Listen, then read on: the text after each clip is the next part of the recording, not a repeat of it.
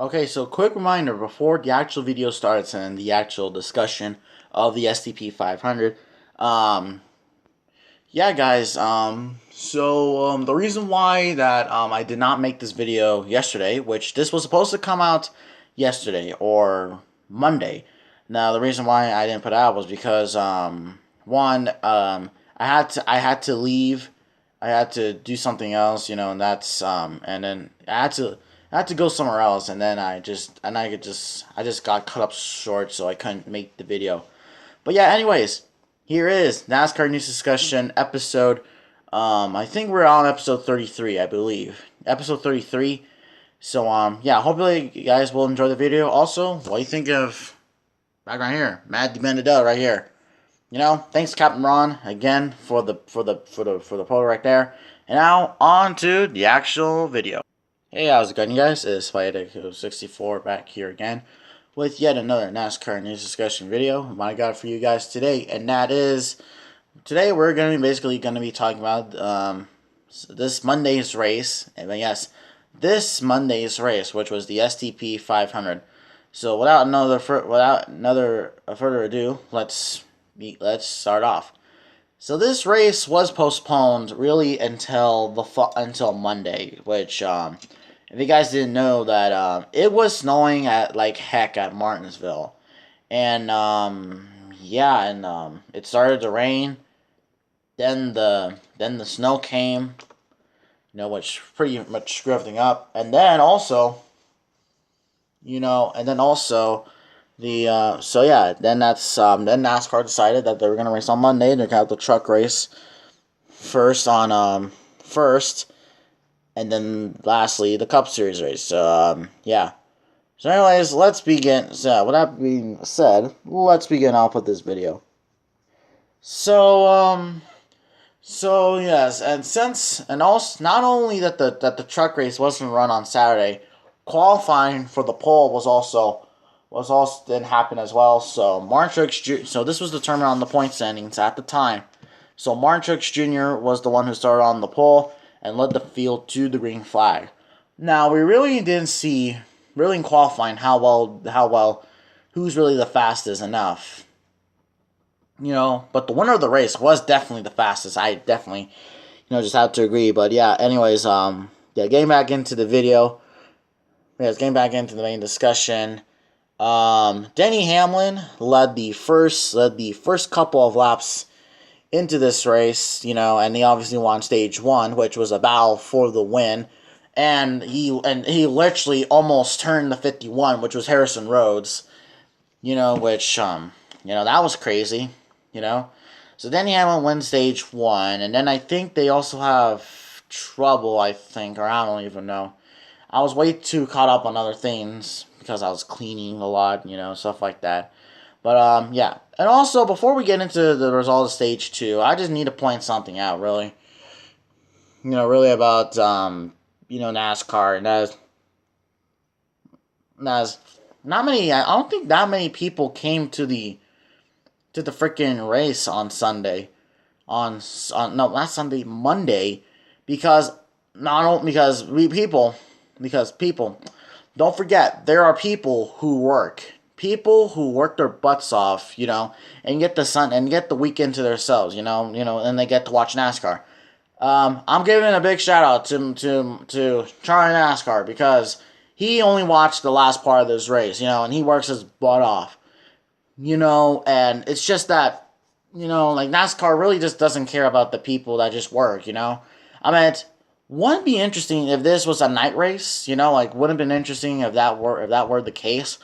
But then again, NASCAR just really. But then again, I'm pretty sure NASCAR wants to get this race early as possible. They want to get it in early as possible so that maybe the teams could go back to North Carolina. But actually, really, when you think about it, NASCAR is not racing this weekend because it's Easter. So, guys, we need a Martinsville night race, I mean, Real Bradman literally stated that Martinsville is the best track in NASCAR. And yes, I would have to agree that this is a good track for racing. Considering we've left the big tracks the big 2-point-mile tracks like Fontana and all that stuff, which I would very much like to go to Virginia and watch a NASCAR Martinsville race there. I think it would be very, very fun to watch, to see a short track race. On to stage 2, Ryan Blaney mainly led a couple laps. There weren't that many cautions, really, for instance, but stuff like that. So yeah. And then also Clint Boywer who was the winner of this race. I'll get more into that later, but yeah, basically, I think he pitted, but he didn't take that much fuel. So basically, he was basically kind of almost running on an empty tank, and Kyle Busch, he was catching him, but yeah. But then also, Clint Boywer got a lucky break. Seriously, the caution came out because Austin Dillon, everyone's new favorite driver, spun Jamie McMurray out, freaking idiot. But, so yeah, that happened. And so, that led to a restart, and Clint Boywer was able to refuel on fuel. And it was a long green flag run until the end. And in the end, Clint Boywer wins Martinsville. Yes, Clint Boywer ends his 190 winless streak at Martinsville. He hadn't won before this race. He had not won a race since Charlotte in October. So yeah, and that was back when he drove for Michael Waltrip Racing. So yeah. But also, let's point something out. Also, Fox pointed something out, which I give him credit for. Now, as they pointed out, that Clint Boywer is the first driver in NASCAR to win in all 3 manufacturers. Basically meaning he's won in a Chevy, he's won in a Toyota, and now he's won in a Ford.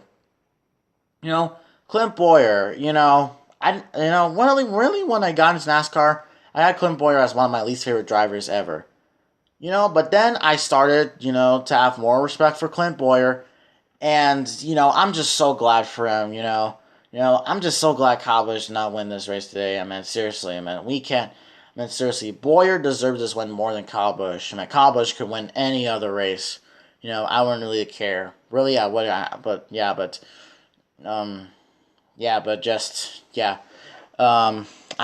just have more respect for Clint Boywer than Kyle Busch. Kyle Busch will never get any respect from me. Never.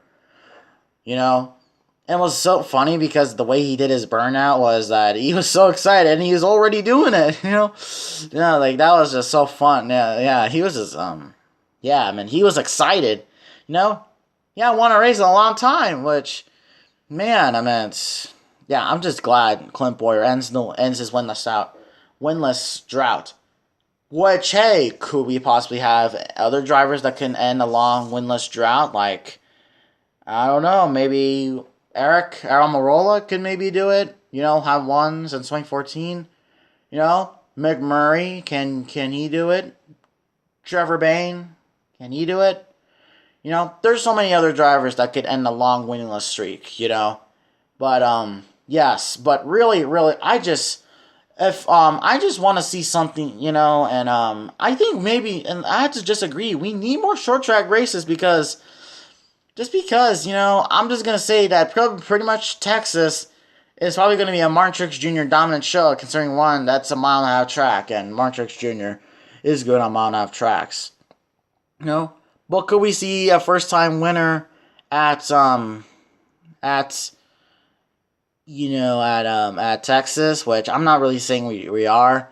But, yeah, I just want to see more short tracks, And we are and Bristol is coming up, along with Richmond. Richmond is a night race, and Richmond is a nice rider, so yeah. And they're also coming up to Talladega, which most likely will be a wreck fest, and maybe Eric Almirola can win that race. The true Daytona 500 winner, can he get it? Now, the reason really I just say that just because, you obviously know that I just hated that Daytona 500 finish. I'll never get over it. Never. But maybe I will, but one day, but, yeah, I don't know. So let's take a look at your finishing results. I got a phone here with me. So Clint Boywer finished first, Kyle Busch second, Ryan Blaney third. Good run for him. Mark Truex Jr. fourth. You know, he's really just I don't know when he can get that short track win. You know, when can he get it? Like Kevin Harvick, Joey Logano, Alex Bowman finished seventh. AJ Allmendinger finished eighth, which that is pretty good for Allmendinger, considering when he finished runner-up here a couple years ago, and really AJ Allmendinger was the true winner of that race, you know, so that's good. And we also have Chase Elliott, you know, it's a mediocre day, but it just, you know, Chevrolet, like I said, they haven't found the speed yet in their cars, you know, so, yeah, but hopefully, hopefully maybe Jimmy Johnson wins Texas, you know, again. That would be good. Then we have Brad Keselowski, who rounds out the top 10. Kurt Busch, Denny Hamlin, that big douchebag Denny Hamlin. Also, Kevin Harvick. Also, shout out to Kevin Harvick, too. Thank God you brake checked him. You know, because, yeah, that's just Martinsville being and banging right there. There's Paul Menard, Eric Almirola, Jimmy Johnson finished 15th. Kyle Larson 16th. You know, Kyle Larson. Yeah, not like, you know, expected him to be the best Chevrolet driver this year, but yeah, yeah. Then we also have Eric Jones, Daniel Suarez, Ryan Newman. This season, this race, he was being a big, douchebag, really, man. Hopefully he can leave. And also we got William Byron, you know. William Byron also takes the Rookie of the Year lead from Bubba Wallace. So, yeah, I'm hoping Bubba Wallace can win the Rookie of the Year because he's more deserving Rookie of the Year. But, yeah, anyways, yeah. Then we have Ty Dillon, Chris Buescher, Casey Kane, David Reagan, McMurray, Cole Witt. Nice job for Cole Witt finishing top 20. Then DJ Kennington, Ross Chastain. You know, DJ Kennington's running a couple races. Austin Dillon, then we have J.J. Olley, Matthew Benedetto, sadly, he got a couple up in wreck. Trevor Bayne, who, I forgot what happened to him, but something happened to him. Darrell Wallace Jr., you know, this really just, you know, and this win just, you know, this race really took him out of the Rookie of the Year, you know, standings. Yeah, hopefully he can be better at you know, Texas, you know, hopefully he can be better. My boy Bubba Wallace. You gotta win that Rookie of the Year. You know, you have Harrison Rhodes, Greg Alding, Ricky Stenhouse Jr. Ricky Stenhouse Jr. was running terrible. You know, I had to go to a backup car. Really had nothing to expect with that car at all. So, yeah, just a bad day for Roush Fenway. Landon Castle finishes 38th. Nice job, Starcom Racing. You give a crappy car to Landon Castle. So, yeah, but, anyways, I think that's just wraps about it. So yeah. Anyways, hopefully, you guys enjoyed this video. If you did, leave a like, comment down below what you think of Clint Boyer ending his long winless streak. I know, Larson the Fan 82 was very excited, you know, and everyone was excited too, you know, so, yeah. And with that being said, subscribe to my channel if you haven't. And, yeah. So, anyways, hopefully you guys enjoyed this video. And as always, let's gather up together. Let's say our usual things. F. Ryan Newman. F. Austin Dillon. Cody Ware.